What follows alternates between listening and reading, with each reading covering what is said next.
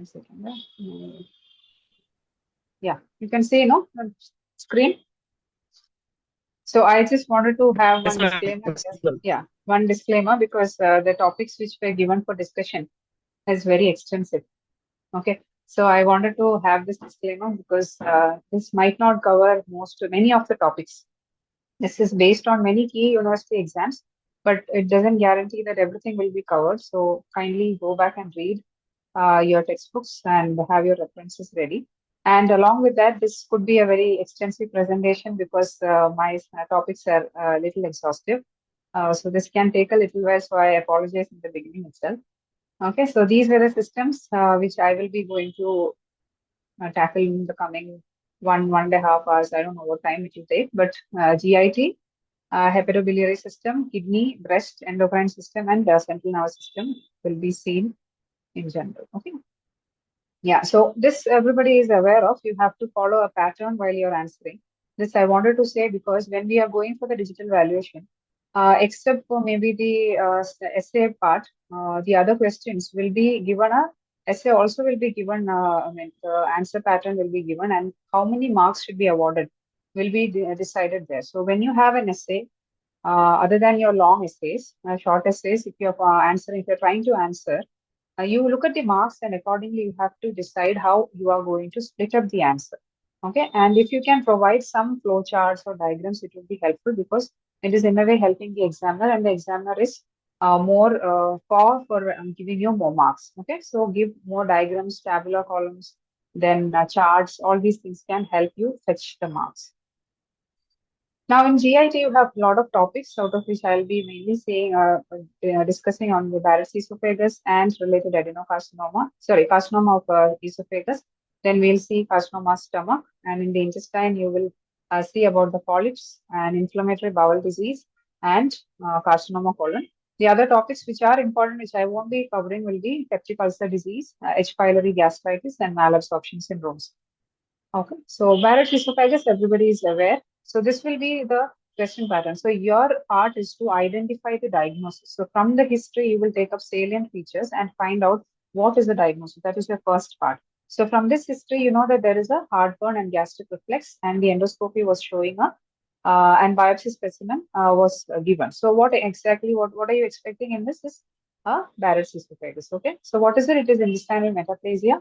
And you can see that for the diagnosis of Barrett's esophagus, we need a combination of radiological as well as pathological features because one is not enough. Okay, why is it important? Because it has a very high risk of developing into an adenocarcinoma. So this is the characteristic red velvety appearance. 1 second. Can you see my cursor moving? Yes, ma'am. It's Yeah. visible. Okay. So you're expecting a whitish appearance towards the lower end of esophagus. You can see that some amount of reddish irregular extension has been coming to the lower esophagus, which is very characteristic of Barrett's esophagus. Okay. So dysplasia has to be reported. So this will be the histology where you will see this is the normal squamous epithelium of the lower end of esophagus, and this will be the metaplastic epithelium. And yes, it is a precancerous condition, and if it is having a high-grade dysplasia, development of cancer is very high. So that is the importance, clinical importance of Barrett's esophagus. So this history, a long-standing GERD. GERD is gastroesophageal reflux disease, and the patient had history of dysphagia. And this is having an irregular ulcerated mass. What would be your diagnosis? Anybody, if you can say, just fast quickly. There is a mass in the lower end of esophagus, and history of GERD with dysphagia is there. Okay, so this is your carcinoma of esophagus. Okay, and from the diagnosis, and then you have to go to the histological subtypes, and other subtypes will be based on your answer. Again, another question based on this, whenever you see a marked loss of weight, you have to think about either malignancy or it could be due to tuberculosis also, but in esophagus it won't be seen. But so that is why you have to correlate the history and arrive at the diagnosis. Okay. So carcinoma esophagus, you have squamous cell carcinoma of esophagus as well as adenocarcinoma. In this picture, it is shown. You have 90%, it is majority, it is squamous cell carcinoma, whereas 10% it could be adenocarcinoma, which will be based on a precursor Barrett's esophagus. So gross appearances, pathogenesis, you need to understand. So polyflower-like appearance of squamous carcinoma, irregular proliferated or ulcerated appearance can be seen, or a diffuse infiltrating type can be present. And microscopically, everybody knows squamous cell carcinoma means keratin pulse if it is well differentiated. Adenocarcinoma means it has to be a glandular tumor. The tumor cells are trying to make glands there. So it is most commonly seen in the middle third and somewhat in the lower third also. So this will be the gross appearance. This is the tumor, and this is the microscopy of the tumor cells, where you can see some amount of gland formation are made by the tumor cells. You have to identify the tumor cells by the dysplastic cells, okay? And the mitotic fibers will be very high. So you have to study about the clinical features, this clinical symptoms, and the spread of the tumor. Then coming to carcinoma stomach, adenocarcinoma is the most common malignancy. Again, etiopathogenesis is very important in carcinoma stomach. You have to know what are the positive factors and what is its relation with H. pylori, very important. And you have some dietary factors also. Low socioeconomic status, cigarette smoking, and genetic factors. You have familial gastric cancer as well as sporadic gastric cancer. Please read about this in detail because molecular classification and etiopathogenesis is very important. So according to WHO, you have something called as early gastric carcinoma and advanced gastric carcinoma, where it is limited to whether it is to the mucosa, submucosa, we call it as early carcinoma, and advanced carcinoma if it is reaching up to the muscularis propria and beyond. So you have something called as Lawrence classification and Borman classification. With this, we would have heard the polypoidal, ulcerated, and diffuse infiltrated. Some of the colleges would be having specimens regarding this. So this is the gross appearance of a carcinoma of the stomach, which is an ulcerated type. Okay. So this is a gross appearance, which is called as linitis plastica or leather bottle stomach, where the wall of the stomach is markedly thickened, and this is due to diffuse infiltrating. Single tumor cells are infiltrating the stomach wall, and mostly it will be the signet ring type of tumor cells. So this signet ring appearance of the tumor cells you would have heard in the earlier classes also, where the nucleus of the cell is pushed towards the periphery like a signet ring. Okay. So the mode of metastasis, usually the lymph nodes, and you have some named nodes related to carcinoma stomach. You should be very aware of it. And Kuchenberg tumor, which could be asked in CA stomach as well as in the ovaries, is also important. Now, what about a little bit about the prognosis will be dealt here? I mean, you have to read about it. Then you need to know some differences between benign and malignant ulcers, okay, and H. pylori related infections. So this I'm not going to teach you here, but you need to know what is the relation of H. pylori and the gastritis. So gastritis, which can lead on to acid peptic disease as well as it can be a pre-runner for malignancies, including lymphomas as well as carcinoma stomach. It's very important to study about it. Now coming to intestine, we will see about polyps and tumors of intestine. So this classification is very important. Intestinal polyps, how is it divided into non-neoplastic as well as neoplastic polyps, out of which most important ones are the hamartomatous polyps. That is the juvenile polyp and PJ polyp or Fürsteger's polyp. Why is it important? Because it is closely related to the development of malignancy or adenocarcinoma development. And also, when you have syndromic association, other organs can also be affected in the type of polyp. And the neoplastic polyp, you will have adenomas, adenocarcinoma, which we will be studying in detail, and other malignancies, which can be presenting as polyp in the intestine. So this is a juvenile polyp, which is coming under the hamartomatous polyp. Microscopic is not very important, but I'm just showing you the pictures. Microscopically, it will have dilated glands and usually seen in children. Then PJ polyp, very important, you need to study in detail. Why? Because it is seen in children, it is associated with some amount of hyperpigmentation in the mucosa, and it has increased risk of malignancies, not just in the colon. It can have malignancies of pancreas, breast, lung, ovary, uterus, and testis. So when you are identifying a PJ polyp in a intestine of a child, you need to have a thing inside your mind that this could be associated with other malignancies, and you have to search for it. That is the importance of knowing the syndromic associations.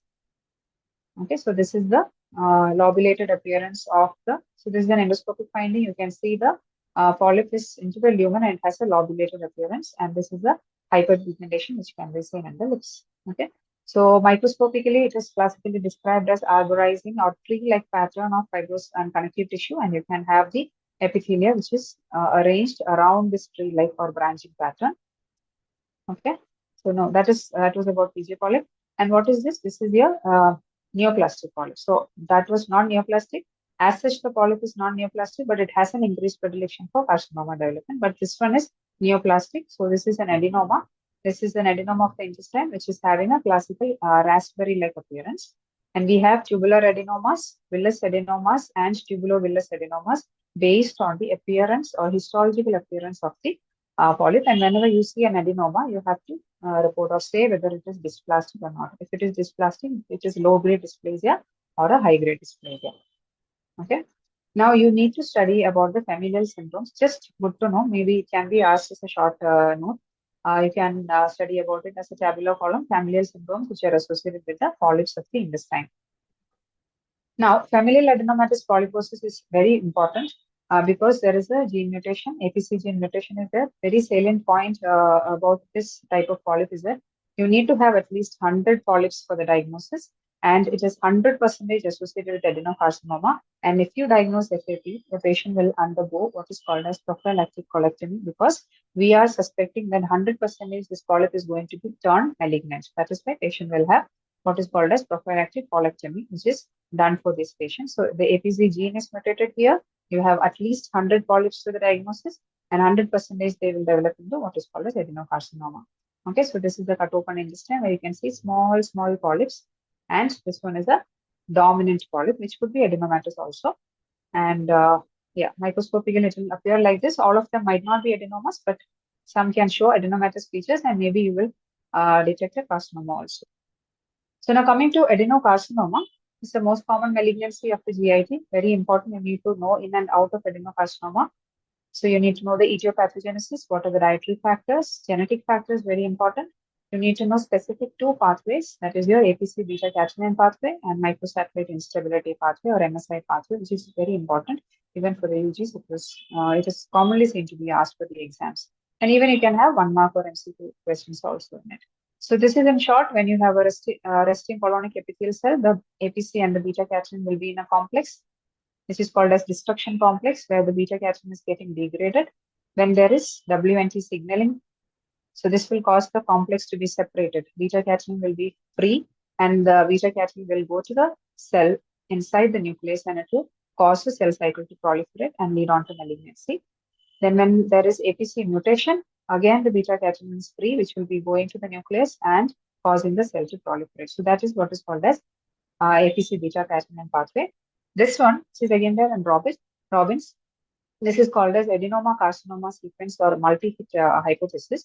This basically tells you that you can have multiple mutations at different times. So there is something called as germline mutation, and then you have acquired mutation. First hit, second hit, and then you can have added mutations. You can have APC, beta catenin, KRAS, which will develop into adenomas. And when there is additional mutations, you will develop into what is called as carcinoma. So this also you need to study in detail because it could be asked. Now, microsatellite instability pathway, which will again tell about what is the molecular pathogenesis of development of carcinoma colon, where you can have MLH1, MSH2.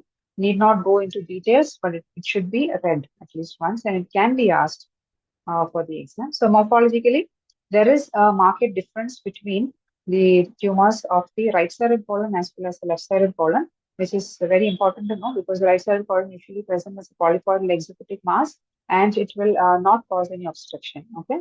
And the distal colon will be usually causing an obstruction because it is a luminal narrowing by circumferential growth. So this you should know what is the morphological gross difference between the right side as well as left-sided colonic adenocarcinomas. So this is how it will look like. It is a irregular mass which is seen inside the lumen of the intestine. So from this, can you say which colon is it? If I'm saying that this is malignancy, can you tell me which one is it? Is it right-sided or left-sided? Anybody can unmute and answer?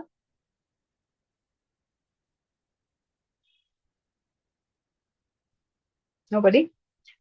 Okay, so this is the, what did I say? Right-sided colon will have a proliferative mass or the mass which is coming into the lumen. So this is coming into the lumen. So this is the proliferative mass in the right side, whereas this is not causing any luminal, it is not coming into the lumen of the colon. So this is the left-sided colon. Okay. So microscopically, since it is an adenocarcinoma, you know that the tumor cells are produced in the glands and they are atypical. And you can see the desmoplasia within the stroma of the tumor. So poorly differentiated means that when the tumor cells are not resembling the normal tissue, or they cannot say that they are gland-like cells. Okay, there is something called as mucinous adenocarcinomas, where you need to have more than 50% folds of extracellular mucin, and signature carcinoma is again present in intestine also, in stomach also it is there. In the stomach, it will produce what is called as linitis plastica, and in the intestine also you can have signature carcinoma, where the tumor cells are assuming the shape of a signature because of the intracytoplasmic mucin network.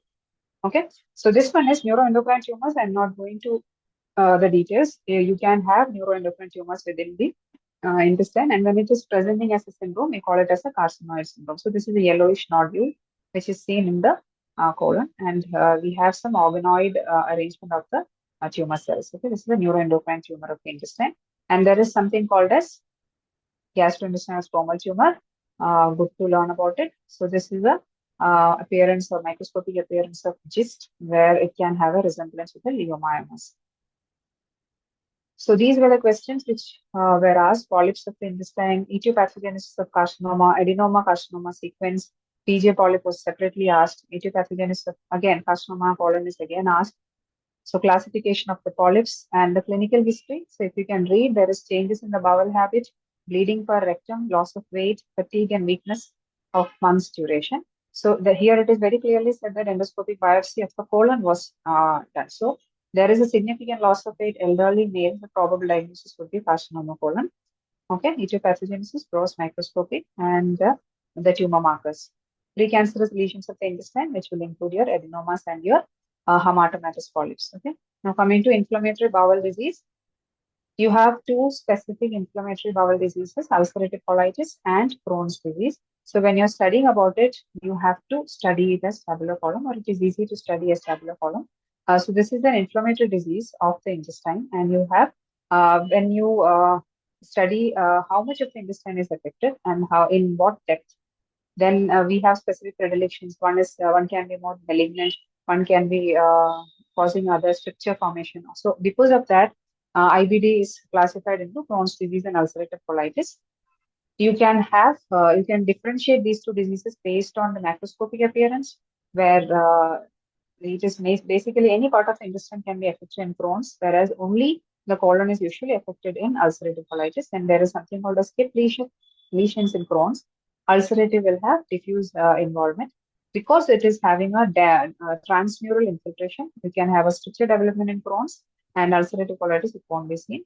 So wall appearance is Crohn's. Similarly, wall appearance will be thick in Crohn's and thin in ulcerative colitis. Similarly, microscopic features also, you can differentiate Crohn's disease and ulcerative colitis. The thing to remember is that ulcerative colitis is usually more superficial. That is, your mucosa and submucosa is only affected, whereas in Crohn's it will be traversing down to your muscularis propria also. Okay, so fibrosis, the lymphoid reaction, serositis, inflammation of the serosa is more seen in the Crohn's disease, whereas it is not very much seen in your ulcerative colitis. Okay, so clinical, see, you can see the malignant potential is more commonly seen in ulcerative colitis. Crohn's is not so, but there is fistula formation. And radiographic findings, good to know. So this is in short, we can say Crohn's and ulcerative colitis, we can say continuous involvement of the colon, only colon mostly in ulcerative. Whereas you see what is called a skip lesions. Skip lesions means intervening mucosa will be normal, which is very classical of Crohn's disease. And you can see the inflammation is going very deep in case of Crohn's, whereas it will be restricted to the mucosa, which will be leading on to pseudopolyp development. So there are some named terminologies like cobblestone appearance and garden hose appearance. All these are seen in inflammatory bowel disease, so you have to read about it. Then there are certain infections which you should know in intestine. One is your how to distinguish between typhoid ulcers and tubercular ulcers. Typhoid is linear ulcers, tubercular is transverse ulcers, and you need to know the tuberculosis in and out. So you would have studied it in your general pathology. So that completes our gastrointestinal tract. Can I move forward? Or if you have any doubts, you want to clear it now? Does anyone have any doubts? Ma'am, എന്തെങ്കിലും ഉണ്ട് chat കാണുവാണെങ്കിൽ ഞാൻ പറയാം. Okay, okay.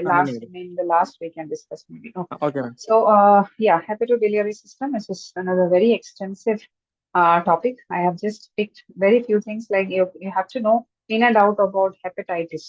Okay, alcoholic liver disease. cirrhosis and hepatocellular carcinoma, you should study about polylithiasis. Stone formation in your gallbladder or in your kidney, you should know about it. The constituents, types of stones you need to know. Then there is something called as primary biliary cirrhosis. Sometimes it can be asked, but mostly these four topics. Okay, so now coming to viral hepatitis, you know the hepatotropic viruses. So they are all these things. And if you want to study, this is a table. So this is here. You need to know. If you can see, only hepatitis B is your dsDNA, and then yeah.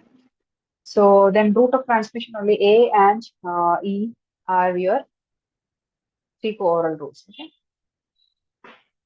1 second.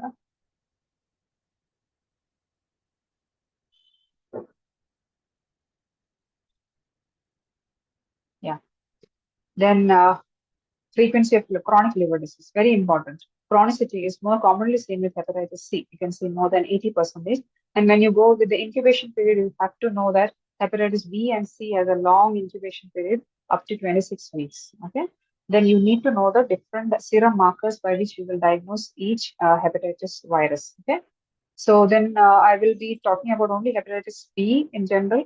Okay, hepatitis B, you can have an acute infection and which will lead on to recovery mostly, but it can lead on to what is called as acute hepatitis, where in case again 99% will go for recovery, 1% only will go for fulminant hepatitis, which will require a transplant or the patient might die, and 5 to 10% will go for what is called as chronic hepatitis, and only 2 to 3% will develop hepatocellular carcinoma. Rest can have cirrhosis, and sometimes it can lead on to death also. So this is the importance of hepatitis infection, chronicity or the cirrhosis development, and hepatocellular carcinoma are the most important things. So with the viral markers which you get in the serum, you need to distinguish at what weeks which one will come, which one will indicate the chronicity, which one will indicate the vaccination, like your anti-HPS is mainly for vaccination. So you have in the acute phase, you have hepatitis HPS AG, HPV DNA, HBe antigen, which will indicate your infectivity. Okay, and then you will have IgM and the HPC and the HPE development. Okay, so this graph-like representation for all the hepatitis viruses are important, especially for your hepatitis B and C virus. Okay, so what is the importance of C virus? Because it has a more predilection for your chronicity. More than 80% of C virus will lead on to what is called as chronic hepatitis. Again, a very long incubation period. So it can be through mode of transmission is very important for hepatitis. All the hepatitis is important. And yeah, this I already told you. Now coming to the morphology in the microscopy, this is again from your Robbins only. So you can see the difference between acute and chronic hepatitis. See, you can see the dense lymphocytic infiltration in case of chronic hepatitis, and you can see the portal tract is so much expanded here. Here the portal tract is not much expanded, but you can have apoptosis, ballooning generation, some amount of inflammation, cholestasis. Okay, so this is acute hepatitis. You have spotty necrosis and lobular hepatitis. Whereas in case of chronic hepatitis, you have lots of inflammation. You have bridging fibrosis, bridging necrosis, ground glass hepatocytes, lymphocytes, fatty change, portal fibrosis. All these are features of chronic hepatitis. You need to study the morphology. So what is the acidophil body or councilman body, which is seen in your hepatitis infection, which is the dense eosinophilic hepatocyte part of your infection. Then ground glass hepatocytes are also classically seen in hepatitis. We have councilman bodies, then ground glass hepatocytes and Mallory-Denk bodies. Mallory-Denk bodies are seen in the alcoholic liver disease. Okay, so this is your liver biopsy, which is showing the dense mononuclear cell infiltrate, which is seen in the portal tract. Now coming to cirrhosis, that was about hepatitis. Now coming to cirrhosis, very important. You need to know the etiopathogenesis, classification, Mallory bodies, no? Define and classify cirrhosis, morphology of alcoholic liver disease. Okay. So what is cirrhosis? Cirrhosis means you have prominent fibrosis in the hepatocyte parenchyma, which is converting the normal hepatic globular architecture into nodular abnormal architecture with the dense fibrous bands. Okay. So this is the classification. You have morphological as well as etiological classification. You should study about it. So this is how the liver looks like. The pathogenesis is basically, in short terms, if you want to talk about cirrhosis, the pathogenesis is there inflammation. The inflammation will lead on to what is called as regeneration. And then there is excessive fibrosis by stellate cells or ito cells, which are the which are converted to myofibroblasts. Okay, they are normally fat storing cells, but they will be getting converted to myofibroblasts, and these myofibroblasts will lay down lots of collagen fibers in between the hepatic parenchyma, and which will lead on to fibrospan development. So you have a complicated pathogenesis. Please read up about it. So depending upon the size, you have micro as well as macro nodules, less than 3 millimeter and more than 3 millimeter. So the cirrhosis is the background for development of hepatocellular carcinoma. So that is the importance, and it can have its own complications. Many known complications, out of which one is portal hypertension. So you need to study about portal hypertension. What is their clinical presentation, and what are the investigations you can do in case of the portal hypertension. Now coming to alcoholic liver disease. So when you talk about alcoholic liver disease, the liver goes through three stages. That is hepatic steatosis, alcoholic hepatitis, and cirrhosis. So these are the three things which you have to remember when you think about alcoholic liver disease. So drinking excessive alcohol, metabolites are created. There is a pathogenesis which is associated with this. So the hepatocytes will be asked to store in lots of fat. There will be inflammation. There will be reactive oxygen species generation. So read about the pathogenesis. But morphologically, first the liver cells will store the fat, excessive fat, which is called as fatty liver. Okay, so this stage is completely reversible. If you have abstinence, you can get a normal liver back. But if you're continuing to have alcohol, it can lead on to either hepatitis, or sometimes it can lead on to cirrhosis also. But it is said that only small amount of alcoholics are developing cirrhosis. So you have genetic predisposition also associated with the development of cirrhosis. So this is the cycle with which the alcoholic liver disease will progress. So this you can read about it. Okay, morphologically, when you have fatty steatosis or hepatic steatosis, the liver will be converted to a fat storing organ, which will be yellow in color. And microscopically, you can have micro as well as macrovesicular steatosis. Steatosis means fat storing, and you can demonstrate fat by using special stains and on frozen sections only. Okay, so this is the oil redo, which can be done for your fat demonstration. And in case of hepatitis, you have something called a steatohepatitis. You have something called as Mallory-Denk body, which is this structure where you can see inflammation as well as the eosinophilic material, which is the cytokeratin filaments, which are accumulated within the damaged hepatocytes. Okay, so then you can have something called as ballooning of the hepatocytes also. So this is a special stain where you can see excessive collagen bundles, which are delineating the nodules, okay, or the excessive fibrosis, which is happening to the liver parenchyma. Then, so in cirrhosis, sorry, alcoholic liver disease, you need to know the etiopathogenesis, how is alcohol consumption related to all these complications. Then you need to know the morphology, the three stages, and finally the cirrhosis is again a pre-runner for the hepatocellular carcinoma development. So this is HCC, where you can see this one is the tumor which is here. So this is the malignant tumor of the hepatocytes, and you can have a pseudoglandular or acinal pattern of the malignant tumor cells, as well as increase in the thickness of the plates of the hepatocytes. So these, and along with the nuclear abnormalities, will help you in diagnosing the hepatocellular carcinoma. On the left-hand side, these are the different precancerous conditions, the small cell change and large cell change. Hepatocellular carcinoma is also very important. Okay, so biliary system cholelithiasis, please read upon the gallstones, types of gallstones, mechanisms, clinical features, and complications. So now coming to kidney. Yeah. Kidney, another very important chapter. You have lots of important questions in it, but we will generally see about nephrotic syndrome. So the task in kidney, if you get an essay, by reading the question, you should understand, or you should come to a diagnosis whether it is a nephrotic syndrome or a nephrotic syndrome. Then you have a set of diseases of the tubulointerstitial compartment. Then you have something called as cystic diseases of the kidney and malignant neoplasms of the kidney, out of which the malignant neoplasm, the renal cell carcinoma, is very important. Okay, so when you are approaching the kidney, you have to know that the kidney is approached basically the glomerular diseases, or it is divided into compartments like glomerulus, then you have your interstitium, and then the blood vessels. So this is how it goes. So the diseases which are purely limited to glomerulus, purely limited to interstitium, or limited to vessels, and you can have a mixed combination of all these also.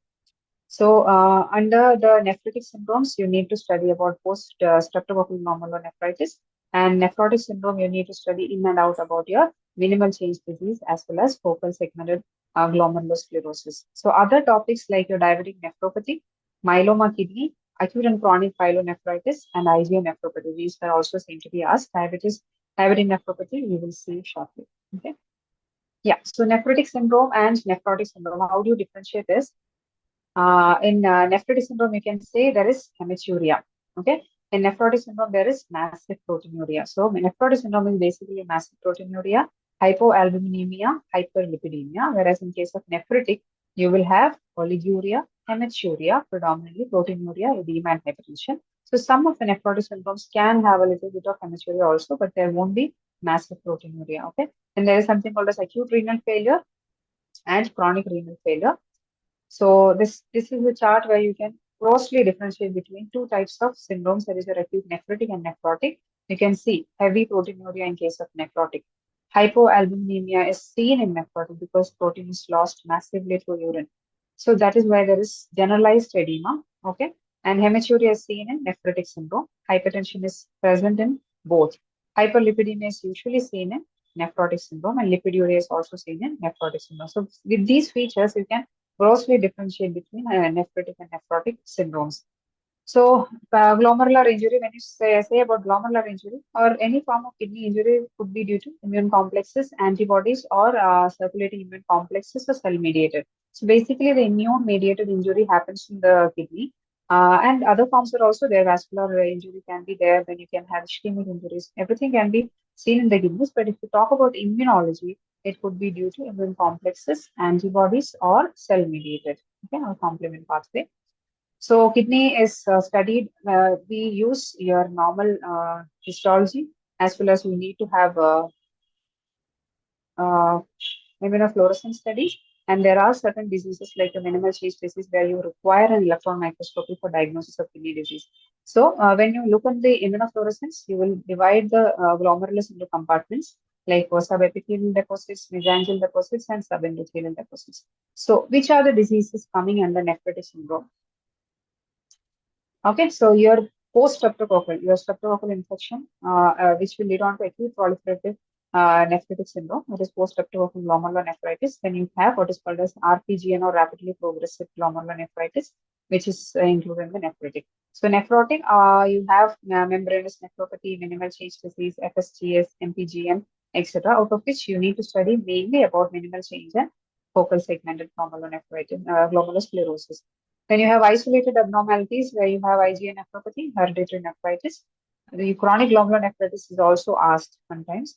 Then glomerular lesion associated with systemic disease, out of which lupus nephritis is very important, which you should study along with the SLE. You have classes of diseases of kidney in SLE. Then you can have diabetic nephropathy and associated with other diseases also.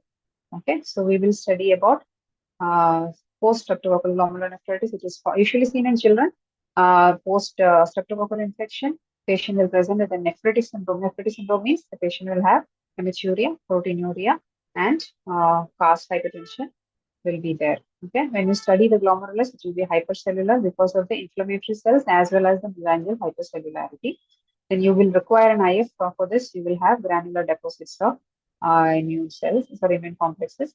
Then how does it progress? 95% of the children will go into what is called as healing. Less than 1% of RPGN will progress to rapidly progress to glomerulonephritis, and remaining can go into what is called as chronic glomerulonephritis. So this is the progression of PSGN. Now, rapidly proliferative glomerulonephritis is also called as crescentic glomerulonephritis. I'm just rushing through it because you will see characteristic what is called as crescent formation because of the parietal cell hyperplasia as well as the inflammatory cells which are going into the double contouring of the glomerulus. The three types of RPGN are there. You can study the differences between these three. So that is about the nephrotic syndrome. Now, nephrotic syndrome under which minimal change disease has to be studied in and out, because why is it called as minimal change disease? Because there is no apparent change in the glomeruli by light microscopy, and you would require electron microscopy for the diagnosis. And there is a characteristic effacement of the food process which is seen in the electron microscopy. So this is seen usually in children 2 to 6 years of age. Okay, so this is what is called, this is a normal glomerulus. Special stain is used there, which is not showing any abnormality in the glomerulus. Whereas in case of electron microscopy, you can see the podocytes, effacement of the processes are seen. Okay, so that is minimal change disease. Nephrotic syndrome. Nephrotic syndrome means patient will have massive proteinuria, lipiduria, hypertension, okay, hyperlipidemia, etc. Now, FSGS or focal segmental glomerulosclerosis is another type of nephrotic syndrome which is seen to be asked in the exams. So there are certain types of FSGS. What is it? How can you differentiate minimal change disease and focal segmental glomerulosclerosis? Is that it will be having non-selective proteinuria. And very important thing to remember is that FSGS, nephrotic syndrome, will not show any response to steroid, whereas in case of minimal change disease, they are benefited by steroid therapy. Okay, there will be a high progression to chronic glomerulonephritis. That is the clinical importance of this. And what you see is the sclerosis, increase in the sclerosis or eosinophilic deposits within the glomerulus. Okay, so there are some terminologies called as focal, segmental, etc. etc. When you study the glomerular lesion, when you learn about SLE, you will be dealing in detail.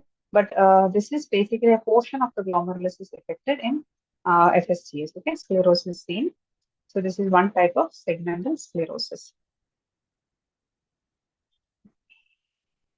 Yeah, so this is the causes of it. You can read about it from the textbook, please. And now coming to interstitial. So that is about glomerular diseases, and we saw what are nephrotic syndromes, what are nephrotic syndromes. Now coming to interstitial. Okay, so here most important topic is your acute tubular injury. Okay, you can have acute renal failure. So the kidney is going into damage within a few days. Okay, so that is acute tubular injury. So there is necrosis of the tubular epithelial cells. There are two causes mainly of it. That is ischemic and nephrotoxic ATI. So this is considered as the most common cause of acute renal failure, that is sudden cessation of the normal function. Now, this is the how is this happening? This could be due to a vascular cause or a direct tubular damage. Direct tubular damage means when you have your toxins, okay, ethylene glycol poisoning, all these can directly damage the kidney tubules, and which will lead on to what is called as tubular necrosis. The tubular epithelial cells will undergo necrosis and they shed off. So these shedded epithelial cells will form cast and they will lead to obstruction, and it will lead on to fluid increase, leakage of fluid in the interstitium, inflammation, compression of tubules, and which will again cause tubular necrosis, which will lead on to oliguria. So this is the pathogenesis. And in ischemic type of acute tubular injury, you have what is called as patchy necrosis. The tubules are affected only patchy. You can have cast and necrosis. Okay, the toxic will be more or less continuous.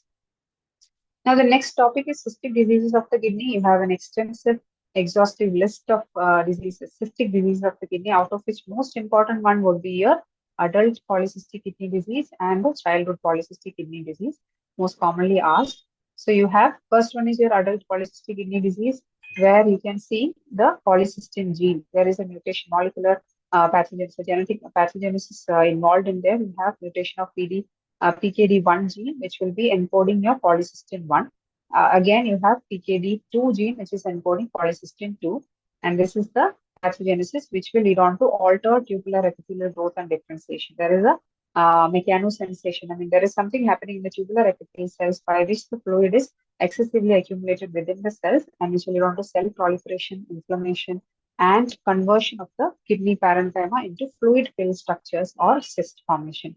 Okay, this is associated with fibrosis and inflammation also. So that is your adult polycystic kidney disease. How do you differentiate it from childhood polycystic kidney disease? This one is more commonly seen in adults, the other one is seen in children, whereas the mutation is different. Okay, here you have polycystin 1 and 2 mutation. The other one will be having mutation of the fibrocystin protein. Sorry, mutation is in PKHT1, which is encoding the fibrocystin protein. So this is the gross appearance of the kidney, which is affected by cystic change.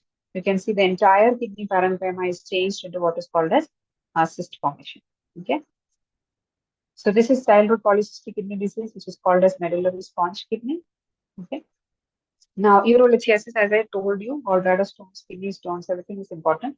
So urolithiasis or kidney stone formation is one topic where you need to study types of stones in the kidney and pathogenesis of the formation. And there is something called as triple stones or stovite stones. Most common kidney stones will be your calcium stones, followed by your stovite stones and your uric acid and cysteine stones. So the mechanisms by which it is formed, there is something called a super saturation of urine with these metabolites. or an acidic pH or a concentrated urine. All these will cause formation of stones within the kidney, and most commonly it is calcium stones. So composition, mechanism, complication, clinical presentations, everything you should know. Now coming to the tumors of the kidney. So renal cell carcinoma was asked multiple times. You need to know briefly about the classification. So again, kidney tumors, you will have a triad of symptoms, but unfortunately it is not seen in all the patients. But when you get the questions, it will be mostly like that. There will be painless hematuria, abdominal pain or flank pain, and painless hematuria and the mass. Okay, this is the triad of symptoms. See, the mass, hematuria, and flank pain will be the triad of symptoms by which the patient presents. That will give you a diagnosis of malignant neoplasm or the renal cell carcinoma. You need to study about the etiopathogenesis and morphology classification. Okay. Yeah, which mutation is commonly seen in renal cell carcinoma? Anybody? VHL gene mutation is seen in carcinoma of the kidney. So these are the headings: classification, etiology, pathogenesis, morphology, metastasis, and treatment. So classification, you have clear cell renal cell carcinoma, which is the most common type. Then you have what is called as renal papillary renal cell carcinoma. Then oncocytic and chromophobe tumors. Then collecting duct tumors. This is the broad classification of renal malignant neoplasms. You have benign neoplasms also. Okay, so this is the etiology of kidney disease, kidney tumors. Okay, out of it you can see polycystic kidney disease is one of the etiology of development of malignancy. The familial cancer symptoms associated with renal cell carcinoma is very important, out of which the most commonly mutated gene is your VHL gene, which will lead on to VHL syndrome. Okay. Yeah. Yes. Loss of VHL gene, that is seen in clear cell carcinoma. In papillary carcinoma, the gene mutation or the mutation or the abnormality, molecular abnormality seen is your trisomy 7. So, syndrome you should be aware of when it is asked in renal cell carcinoma. It will be asked as a question. So morphologically, clear cell RCC is usually having what is called as variegated appearance. We have alternating pale areas and hemorrhagic areas, and it will be usually seen towards one pole and mostly circumscribed lesions. Okay, microscopically, if it is a clear cell carcinoma, the cells will be showing prominent clearing. Okay, this is the island or nesting of the tumor cells, and you can have abundant layer like cytoplasm and the nuclei, which can show variable amount of nucleoli depending upon the nuclear grade. Okay, clearing of the nucleus is very important. And here, this is the papillary RCC, which can be showing as a irregular hemorrhagic mass. And microscopically, they will have what is called as papillae. Okay, so these papillae will be lined by the tumor cells, and in between the papillary stroma, you can have macrophage collections also. So that was about your kidney. So you need to know about your nephrotic syndromes. You should study in the nephrotic. You should study about post-streptococcal glomerulonephritis. Then nephrotic, you have to study about your focal segmented glomulosclerosis and your minimal change disease. And you need to know about the cystic diseases and acute tubular injury and the neoplasms of the kidney, which are benign and malignant. Malignant, how are they classified? And clear cell RCC is very important. So that renal cell carcinoma is very important. Okay. Yes. Now coming to next topic, that is breast. Breast benign disease of the breast, out of which benign tumor of the breast fibroadenoma is a very easy topic. So the patient will be a young female who will be presenting with a very mobile mass, which is also called as breast mouse. Okay, which is very well defined and easily mobile, and it has microscopically, sorry, grossly it is well encapsulated, and it is having slit-like grayish white tumor with slit-like spaces. That is a classical description of a fibroadenoma. Then microscopically, it has two distinct variants, distinct appearances. That is your intracanalicular pattern and a pericanalicular pattern. It is a biphasic tumor. It is composed of both the ductal as well as the stromal elements. So you have a neoplasm composed of both ducts and stroma. Okay, stroma will be showing what is called as myxoid change. That is your bluish appearance, which you are seeing here. Okay, you can see the encapsulated tumor. Then there is a phyllodes tumor. Phyllodes tumor is not completely benign. It can go into a intermediate category also. So this is also a biphasic tumor, which is seen in the intralobular stroma. It's basically the stromal cells, which are the neoplastic cells. Okay, so they are separated from the fibroadenoma, or can be distinguished from a fibroadenoma by the higher cellularity, mitotic rate, stromal overgrowth. Okay, so this is the leaf-like pattern, which is seen in the phyllodes where you can see the large leaf-like architecture, and it's due to the stromal hypercellularity, it is due to the stroma. Okay, leaf-like architecture. Now, gynecomastia is the seen in male breast, proliferation of ducts and periductal stroma, which can present as a swelling in the male breast is the gynecomastia, where when you examine the tissue, you can see the ducts and the periductal stroma. Now coming to very important next topic, that is your carcinoma breast. So again, from the history, how will you identify it as carcinoma breast? So this is a very straightforward question. Nulliparous female, which is have patient is having a hard lesion on the right breast, hard lesion, firm lesion, fixed to the skin. All these features will point towards malignancy rather than a benignity. Okay, and then the clinical examination again showing puckering of the overlying skin, retraction of the nipple. Okay, then you have hard masses in the axilla that is pointing towards the axillary lymph node. Weight loss of 7 kg in last 2 months. So this is a straightforward case of carcinoma of the breast. Okay, you need to know about the pros and histology, and prognostic and predictive factors also is a very favorite question of the examiners. Okay, and mode of spread of the disease. Okay, irregular stippled calcification will be seen in the mammography of patients with carcinoma breast. That also you should remember. Then molecular basis and the prognostic predictive factors very important. Page's disease of the breast was asked. Then you have to know about the classification of the breast tumors. Then you have to study about the in situ lesions. That is, these carcinoma breast means invasive carcinoma. We have a precursor of this invasive carcinoma, that is the in situ lesions. You have DCIF, that is ductal carcinoma in situ, and lobular carcinoma in situ. These also should be read about. Okay. So, what are the risk factors of carcinoma breast? You have age and gender, family history, mutations, very important. BRCA1 and 2 mutations. Then geographic factors, reproductive history, early menarche and late menopause, lots of estrogen exposure, nulliparity, absence of breastfeeding. All these are important in the reproductive history. Then you have ionizing radiations, which is leading on to carcinoma of contralateral breast. If one breast was affected, you have an increased risk of other one. Then other risk factors like obesity, etc., should also be kept in mind. Then this is the molecular pathway. You have well-defined one is called as the germline BRCA2 mutation, germline TP53 mutation, and BRCA1 mutations. Okay, so this will lead on to three main subtypes. That is the luminal type, then HER2 enriched type, and your basal like. So this diagram, if you can remember, it will help you in your classification, molecular classification, as well as the molecular pathogenesis of the development of carcinoma breast. And you can see in germline BRCA2 mutation, the tumor will go through a separate precursor stages where you can have something called as flat epithelial neutropenia, then atypical ductal hypoplasia, then it will go on to DCIS, then it will go on to carcinoma breast. Okay, where you can see in this pathway, it is going into in situ as well as invasive carcinoma, which will have a very bad prognosis. So basal like. So why are they dividing? Divided into these types means that it will depend on it will predict the prognosis of the patient. So molecular subtypes, you can have luminal type, or to enriched, and basal like tumors. So you need to know or study about the classification of tumors of the breast, which will include your benign tumors as well as malignant tumors.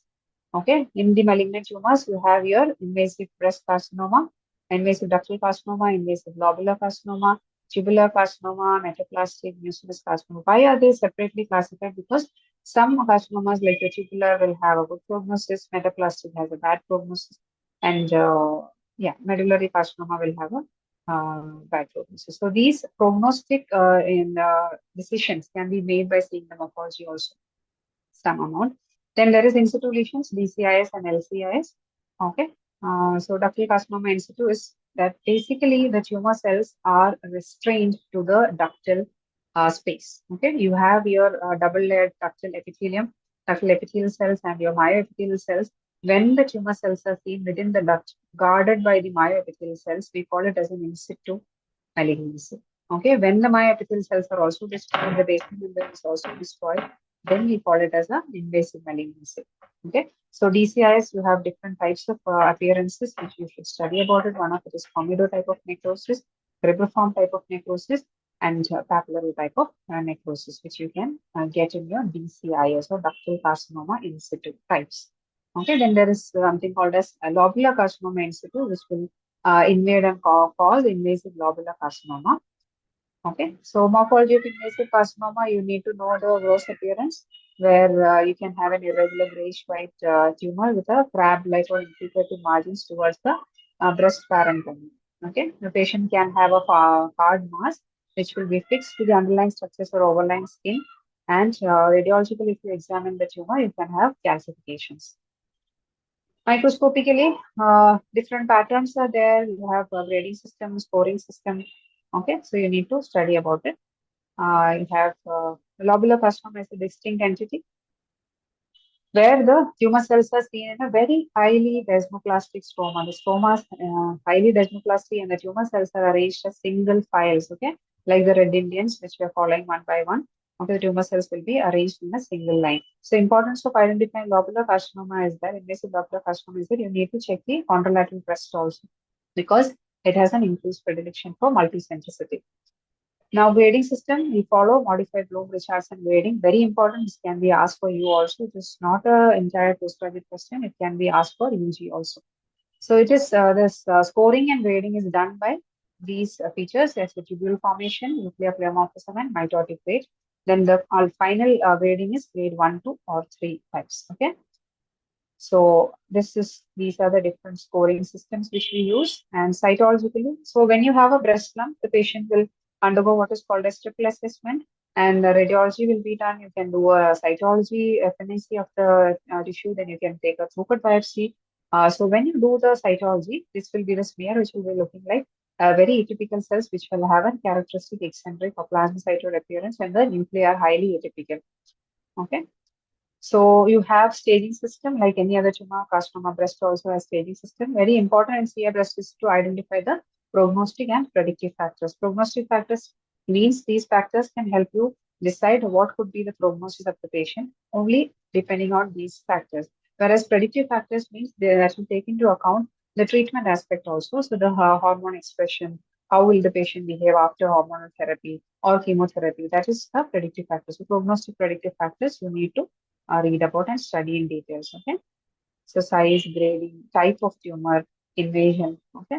All these things are prognostic factors, and your Herten VRPR will come under your predictive factors. So this is studied in total prognostic and predictive factors. Carcinoma breast can undergo mastectomy, chemoradiation, or targeted treatment. There are different modalities of treatments available for breast.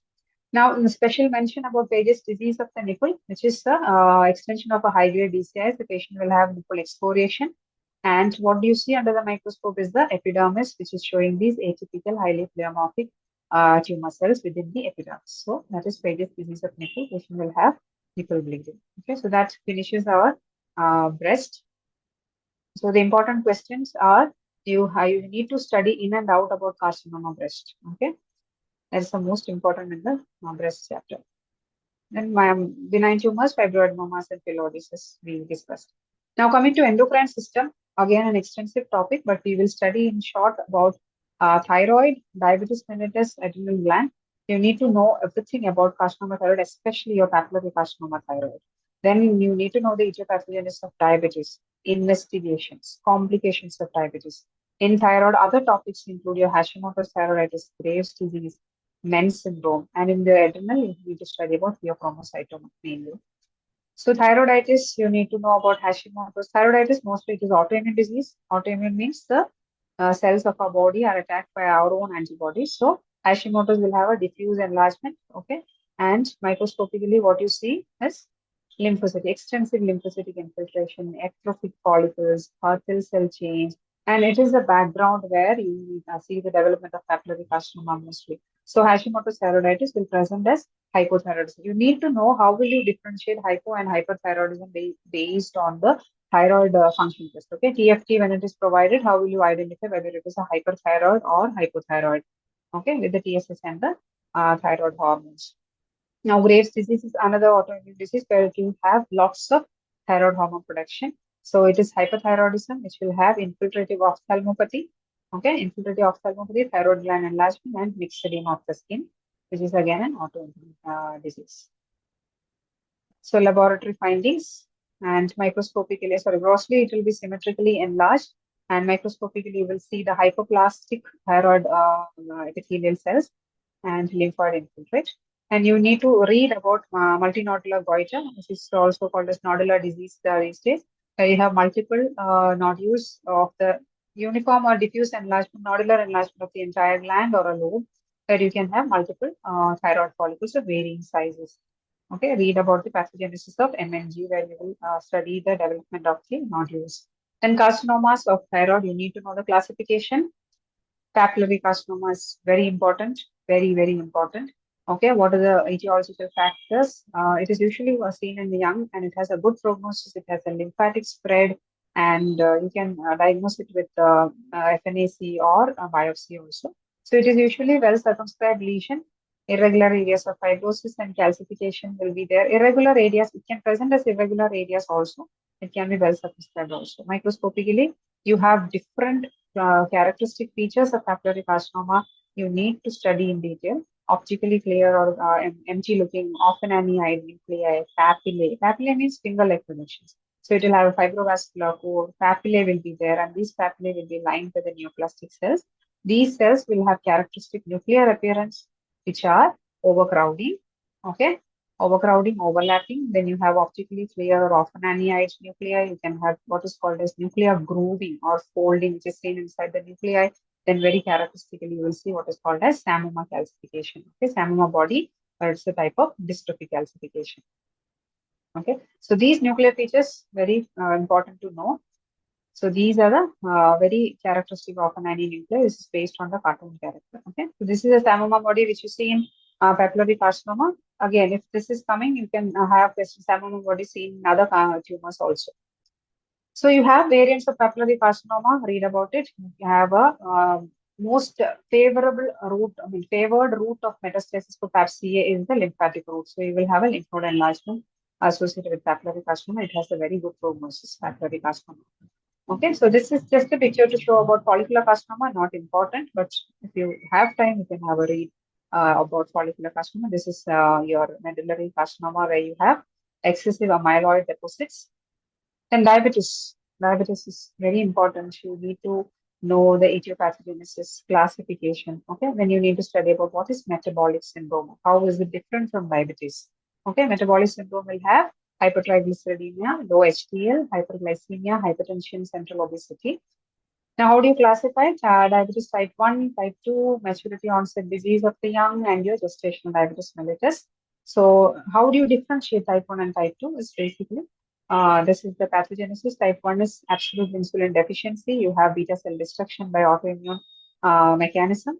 Okay, it is usually occurring in very young individuals, and they will have a lifelong problem with this disease. So, absolute deficiency of insulin is type 1. Okay, insulin dependent. Type 2 is non-insulin dependent. It is a relative insulin deficiency. Okay, it is combination of peripheral resistance also. So the pathogens of type 2 is lifestyle, and there is some function of the pancreatic beta cells and relative insulin deficiency seen in type 2 diabetes. Okay, so from the textbook, please read the differences between type 1 and type 2 diabetes mellitus. You need to know the investigations also. How will you diagnose diabetes mellitus?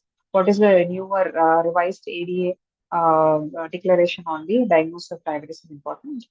Gestational diabetes is seen in pregnancy. Then you have to know about the short-term as well as long-term complications of diabetes mellitus. So in the long-term complications, you will see very important one is your diabetic nephropathy. Okay, the kidney is getting affected by diabetes. So the kidney disease is basically been seen, and again I told you glomerulus interstitium. So the glomerulus will have some lesions related to your diabetes. The interstitium will have something called as papillary necrosis, which can happen in the interstitial tubules, and you can have vascular lesions also. So this is your glomerular lesions thickening of the basement membrane. So vascular lesions, the small blood vessels can have sclerosis, that is arteriosclerosis. Then you can have pyelonephritis. Pyelonephritis is inflammation or the inflammation of your tubules, which can lead on to what is called as necrotizing papillitis also. Very interesting lesion in the glomerulus is your KW lesion or the Kimmel-Steele Wilson disease, where you can see nodules. When you examine the glomerulus, you can see the nodular sclerosed glomeruli, which is very characteristically seen in a diabetic nephropathy patient. The early indication of development of diabetic nephropathy is your microalbuminuria. So this is the diagnostic criteria by which you will diagnose. Then impaired glucose tolerances, you have various urine mechanisms by which you can approach diabetic patient. Now in the adrenal medulla, you will have to study about pheochromocytoma, okay, which is the paraganglioma. Okay, so chromatin secreting tumor, it is called as a 10% tumor. Okay, so this has a very characteristic gel ball and pattern or nesting type of your tumor cells. The definite evidence of malignancy for your pheochromocytoma is metastasis. The presence of metastasis is the only evidence of metastasis. So this patient can have hypertension and paroxysmal episodes of elevation in the blood pressure, tachycardia. All these will help you in going about when the history can be given like that. So these can be asked as case-based questions also, which you get in your initial 20 marks. So you have to be careful in identifying the disease when you study the clinical symptoms. Okay. So, multiple endocrine neoplasias are another very vast topic which you need to know in and out. What are the types of it? What are the or what all organs are involved in type 1? You have your pituitary, pancreas, parathyroid.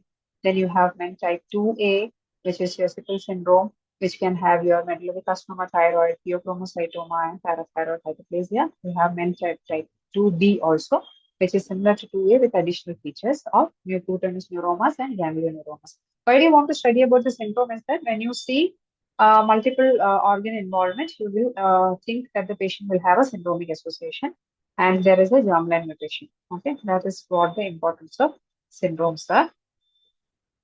So now coming to, I think, the last topic, that is the CNS, central nervous system. In the CNS, you need to know the classification of your tumors. I am not going into details of the tumors here because not frequently asked. Glial tumors can be asked, but not frequently. Medulloblastomas and oligodendrogliomas, all these you can have a read. But classification is important. Then you need to know about meningiomas. So meningiomas are predominantly benign tumors. It is seen in the meninges and it is arising from the meningothelial cells of the arachnoid. And this is how meningioma will look like. It will have a dural sheet, and from that, the tumor cells will be arising. And you have microscopically three different subtypes. There is a meningothelial, fibroblastic, or transitional cell of meningiomas. Okay. So these are the Samoma body, which is seen in your Samomatous type of meningioma. So that was about central nervous system. So some topics which are left out, head and neck, oral cavity, you need to study about the salivary glands. In pancreas, in addition to your diabetes, you need to study about acute and chronic pancreatitis. Just have a read if you have time. Then the small round cell tumors, your necroblastomas, neuroblastomas, retinoblastomas are also good to know topics. Okay.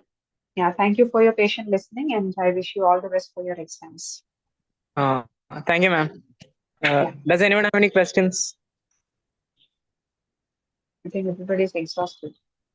No. I'm really sorry, but this is the only way I think we can just deal. Otherwise, we can just discuss the important questions. That also will No, be ma'am. good. No, it was good. It was good, ma'am. Like, thank you, ma'am. No, attending is very difficult. Thank you so much. That's all. No questions. We can leave. Ma'am is there. Ma'am, good evening, ma'am. If you want to say something.